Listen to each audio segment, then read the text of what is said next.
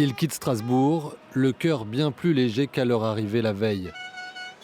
Car à la mi-journée, les quelques milliers d'agriculteurs présents aux abords du Parlement européen ont vécu une véritable délivrance. Oh, nous avons gagné!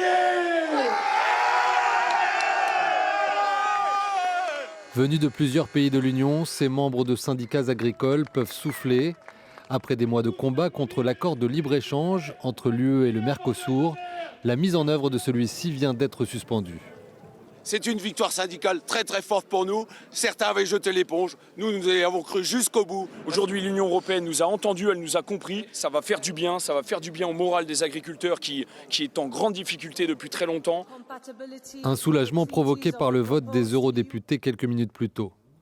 Par 334 voix contre 324, ils saisissent la Cour de justice de l'UE sur l'accord entre les 27 et le Mercosur, auquel appartient le Brésil, l'Argentine, l'Uruguay, le Paraguay et la Bolivie.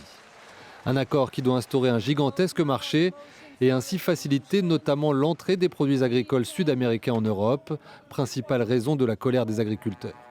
Le texte est désormais suspendu et devra attendre longtemps avant de pouvoir être réexaminé par le Parlement, au grand désarroi de la Commission qui a tout mis en œuvre pour le faire adopter.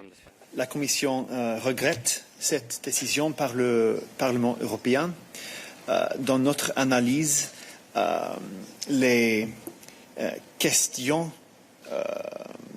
posées par le Parlement dans cette motion ne sont pas justifiées. La signature de l'accord UE-Mercosur venait d'avoir lieu samedi dernier au Paraguay, en présence de la présidente de la Commission qui subit aujourd'hui un revers de taille. Son institution pourrait envisager une entrée en vigueur provisoire de l'accord avant ratification définitive, mais cette décision provoquerait assurément de nouvelles divisions au sein des 27.